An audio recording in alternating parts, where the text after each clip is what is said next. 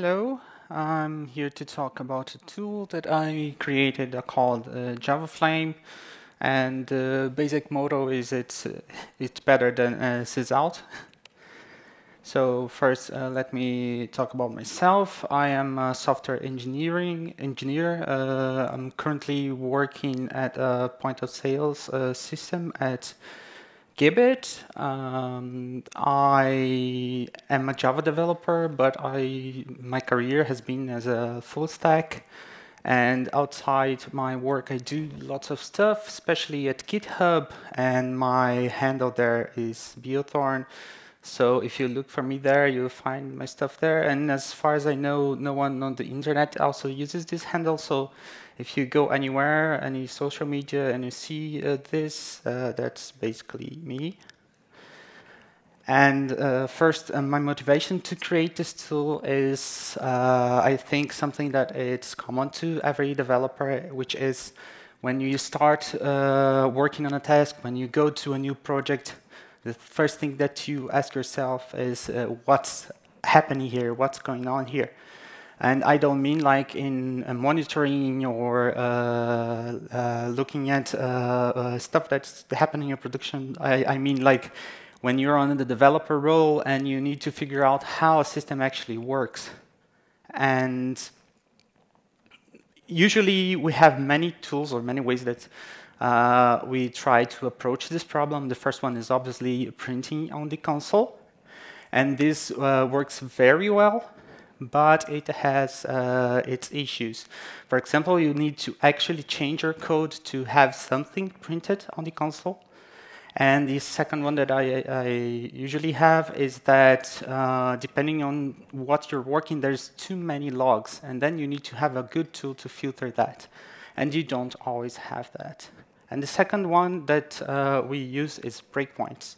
So we just go there at the place where we want to see what's happening, put a breakpoint, and it makes very clear what's happening because you have the whole stack and you have all the values that are actually at that point. But the problem with this approach is that you are stuck on a very specific point in time. So when you look at that point, you don't know what happened before that to get the application to that state. And also, if you need to know something in the future about the application, you either know exactly where to put a breakpoint and run your application to the next breakpoint, or you need to go step by step until you get to the point where you understand what's happening. And the question is there a way for you to have a big picture? Is there a better way to visualize what happened before and after that point? And actually there is, and this is something that exists in profilers and observability tools, which is a flame graph. I'll give a very quick explanation of what it is. I think most of you must be familiar with it, or if not, it's very easy to grasp what's happening here. So this is a bunch of function calls, right? So, and the x-axis is the time passing. So here you can see that whatever comes on the left happened before whatever comes on the right. In this case, this is Java Mission Control. The size of the rectangles are related to how long it took for a function to run. And on the y-axis, you have the stack position. So the lower rectangles are functions they called the upper rectangles, which would be the functions being called. And you have an example here. So here there's lambda calling two functions, right? But there's a problem here. When you are looking at performance or just monitoring this is very clear. But if you're investigating some issue, you don't have the values of the arguments here. And there's a good reason for that. Because if those tools were storing those values, it would be a very, very bad idea. because you would very fast run into memory issues, obviously, and also all the processing that you would need to keep these values in store, they would interfere with the process. So that's why those tools that we all know, they don't have that. But us, as developers, we want that because we are not trying to look at performance here. We want to just know what's going on here. So that's what Javaflame does. It's just a simple tool that doesn't have a focus on performance measurement. Its focus is on investigating and looking and getting the big picture. One of the goals of this tool, when I wrote that, it needs to be easy and fast to change. So no configuration files, no YAMLs that you need to put there somewhere, that you need to point to that. It needs to work on any function, so not only in your own code, but on any code from any library or any dependency. I don't want to need to change the code to be able to look at those values, or else there's no point. I could only change the code and just do a sysout. It needed to work locally, offline, and I did not want to need any external tool to visualize this data. And obviously, it needs to capture all the argument values, and I wanted to have these kind of visualization in a single place. So there's this Javaflame, and what this is not, because there's a lot of misunderstanding. When you see a flame graph, the first thing that comes to your mind is performance. So this tool is not supposed to use on production to measure performance. There are obviously better tools for that. For example, everything that relates to OpenTelemetry. It's not measuring performance because of the way the tool works. It instruments the bytecode. It intercepts every function call, and it also calls a toString to every argument. So as you can imagine, it has a very bad performance. But the idea is that you run this locally, you run this on your dev setup, and then you get the result fast and easy. And also, it has no dependency to external tools, except obviously the jar that you can put there as an agent, but you don't need anything else, except also a browser, but I think that doesn't count. So to use it, you just need to go to the website, download the agent, and then just run the your application with the agent on the JVM command line. And for this, I'm going to demonstrate how it works. I created a FizzBuzz application. If you're not familiar with FizzBuzz, it's a simple game where you count the numbers up, and then if they are divisible by 3, you print, instead of printing the numbers, you print fizz, and if they are divisible by 5, you print, instead of print the number, you print buzz. So,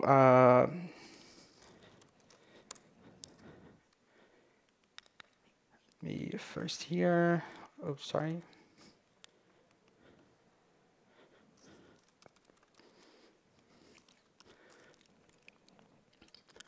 So luckily, this FizzBuzz application here is multi-threaded. So I can ask for a sequence of 2 and 3 and 4, and it will print me 3 sequences of FizzBuzz. And to actually use the agent, you just need to add this argument here.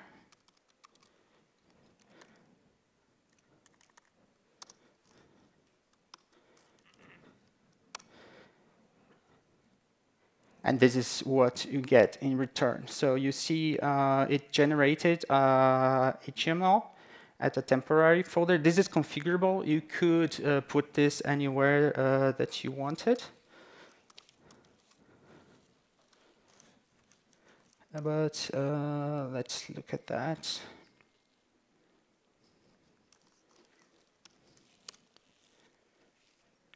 So this is actually the output from Javaflame.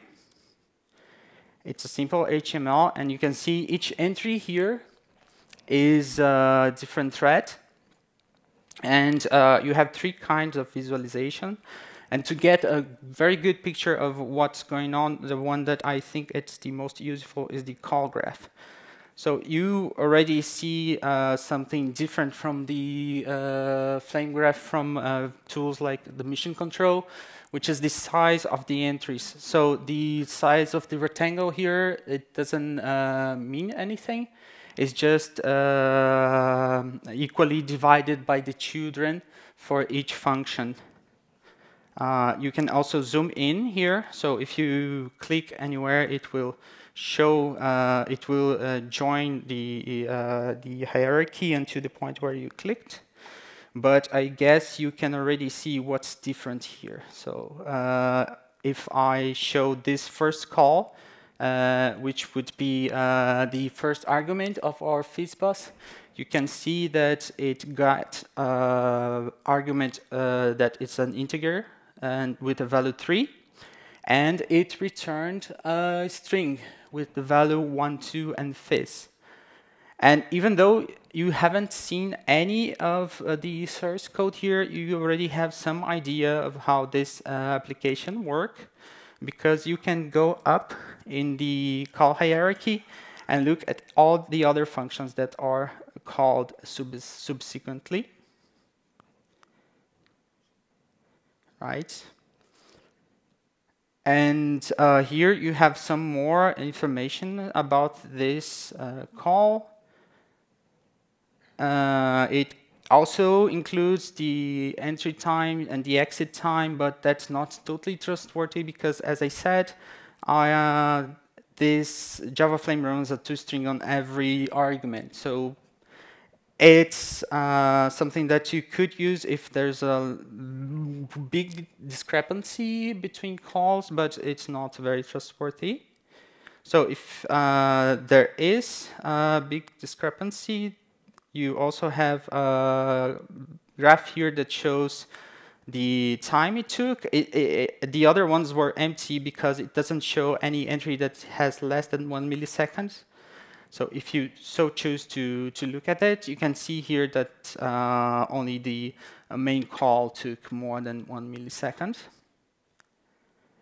And one problem here from this visualization, maybe on this here it's not very easy to see, but if I run it again with a 40, you will see that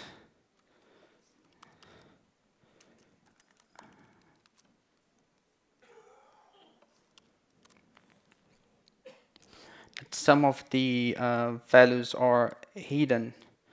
And that's where you can use this show hierarchical call, which is basically the same thing as the call graph, but as text.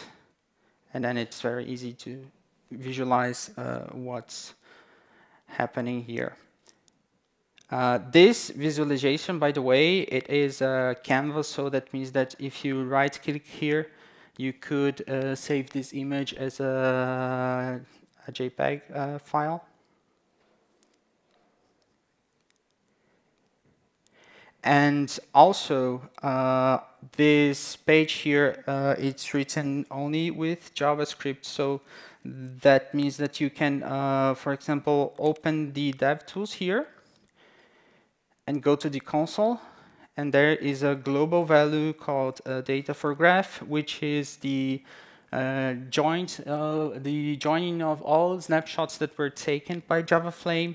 And if you need to do some more advanced analysis here, you could use this data for graph and traverse it, all its children, and maybe do a different visualization or look for something. Also, there is a filter that you can use. It accepts both JavaScript or just plain strings. So if it realizes that you're not doing a lambda here or a computation, it just assumes it's a string, and you can also filter those graphs here. Or if you want, you can do a search, and this search will look inside this whole string here, and if it finds, if there's a match, it will show up here. And this is the reverse hierarchical call here for this function. And you could go up, down the stack and figure out like where this call came from.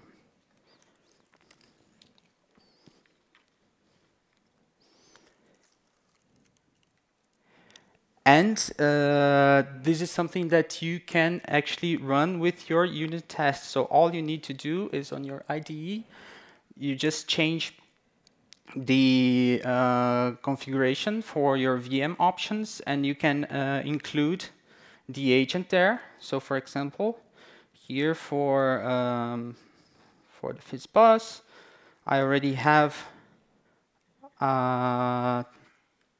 configuration for a unit test here, and you can see that all I did was add the agent here.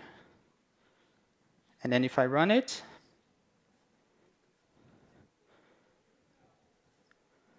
I also get the flame graph. So this is good to understand when you already have a test case that basically describes what you are trying to understand, and because you don't care if it takes like 5 minutes to run, you just add the agent to your unit test, run it, and then you get the graph with all the values and all the ordering of the function calls.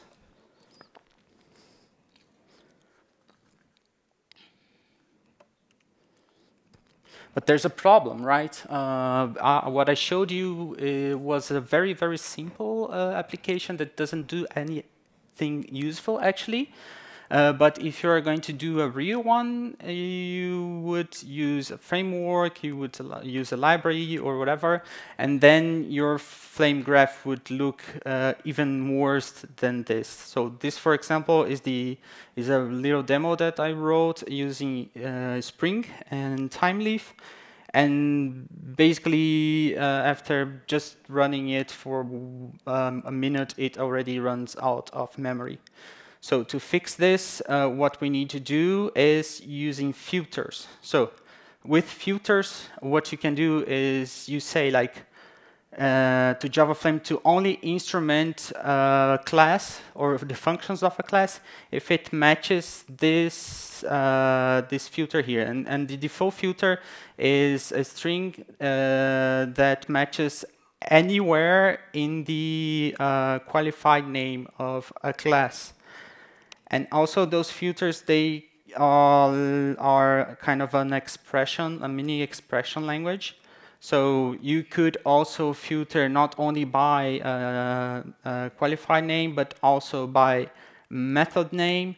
And you can also have some Boolean expressions here. So in this filter here, for example, you want to instrument the functions of any class that has in its qualified name example and King Factory, or it has com.fullbar. And you can also do a negation. So for example, here I wanted to intercept all function calls except for the Spring Framework or the Hibernate. So let me then demonstrate here with Cake Factory, which is a demo that I wrote for this.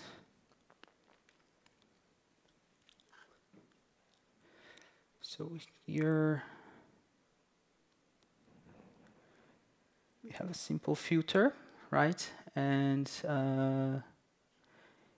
if I show the launcher, you see that all you need to do is to put in the VM options the agent jar and then add a filter. In this case, it's com.example, and all the code from my from my application is inside package com.example.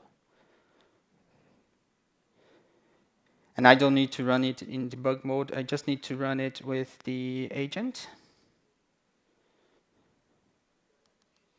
And it will start outputting the flame graph.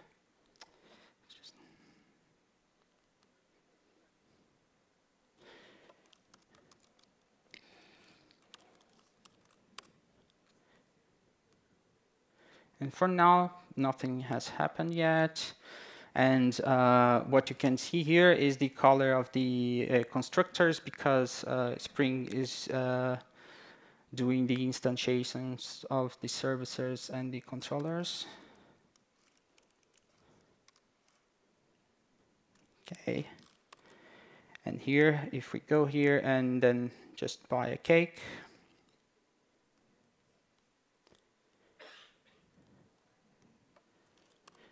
we see that something happened in different threads here.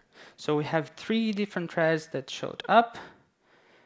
And here, when you open this, you already see what's going on. This one is just showing the cakes. So here, sorry for the small font. Let me increase it. Here you can see that at some point we have a call that gets all the cakes. And then the function that did that gets a return of a list of cakes, and then something happens here. So it gets the cake from cake listing, and you can see that's the type that was returned from this call. And this pattern here, where you have lots of small calls, you can already realize that this is a for loop that's basically going through each cake, getting the cake, getting the flavor, getting the price, and so on and so forth. And let's see here, you have showcakes. Interesting. The actual call for buy cake was done here in the same thread as this showcake was called. And you can see here that there was a call for buy cake, and you can already realize what happens when you buy a cake. So it's not that simple. You have an inventory that you have to get a quantity, you have to set the quantity, and then there is something called National Cake Registry Service. Maybe cakes are controlled by some governmental organ.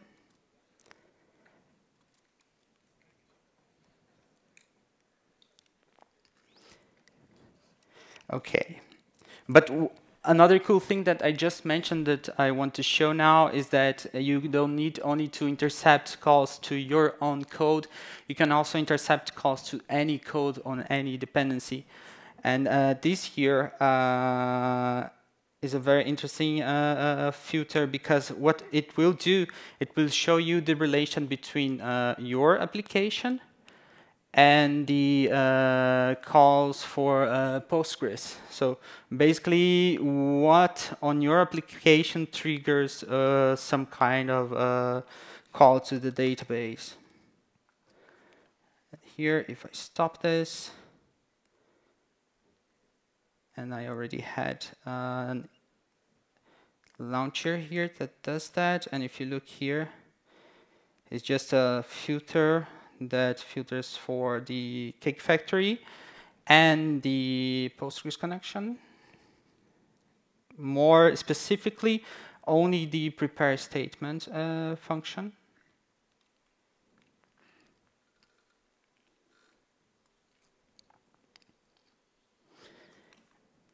And now I run this, open the flame graph again.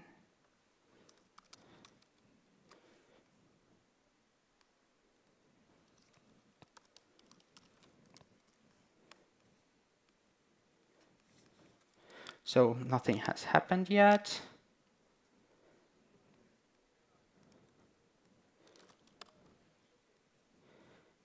just go and buy a cake.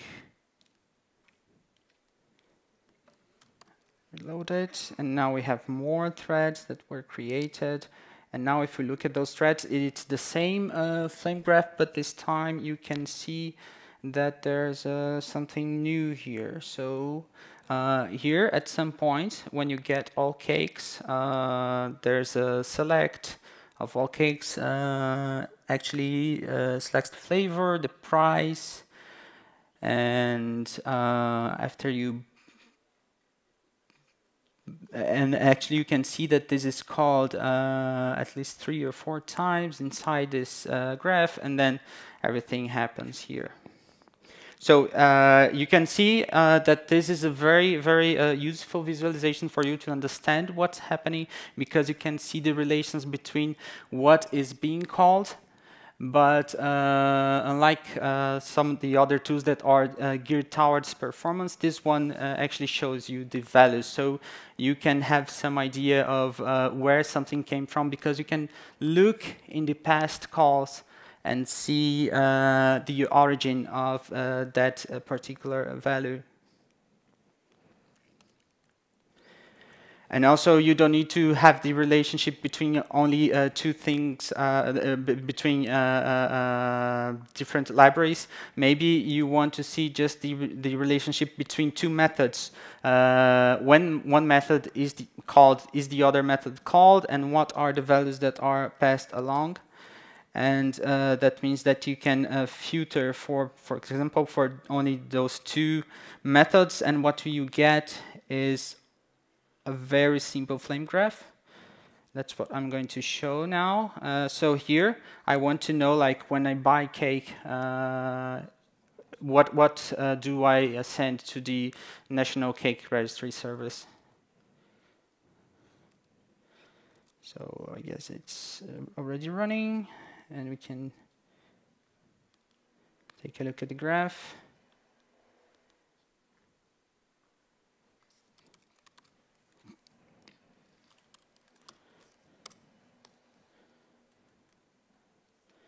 So nothing happened because since the filter is very specific, it will not catch those instantiations at the start.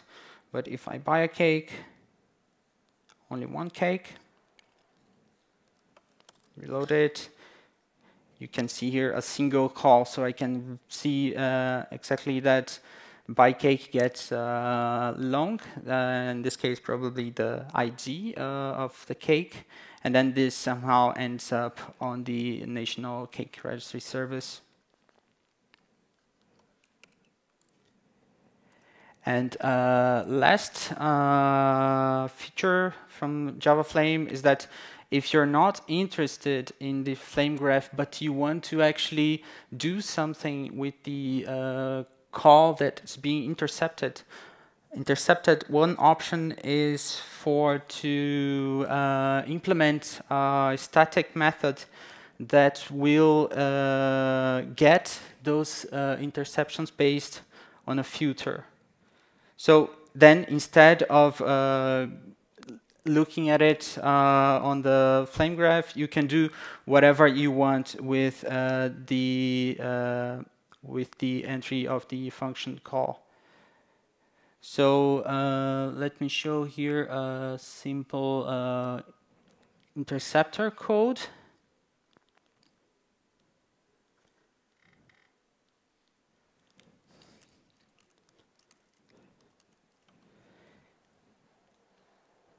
And if you look here, it's very simple.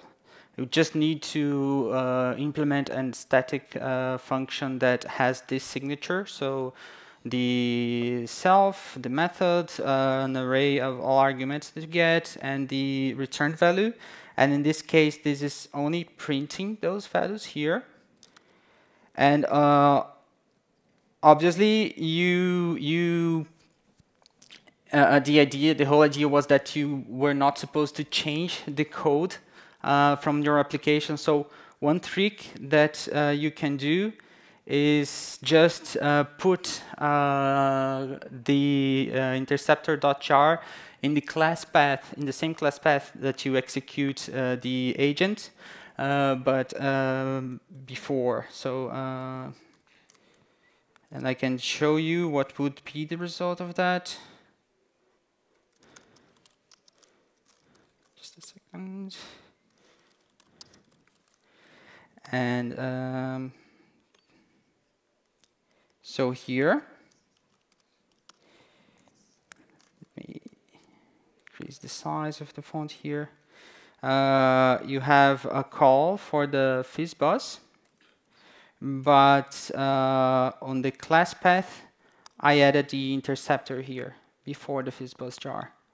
And if I execute this, I get all entries of the functions that were intercepted as sysout.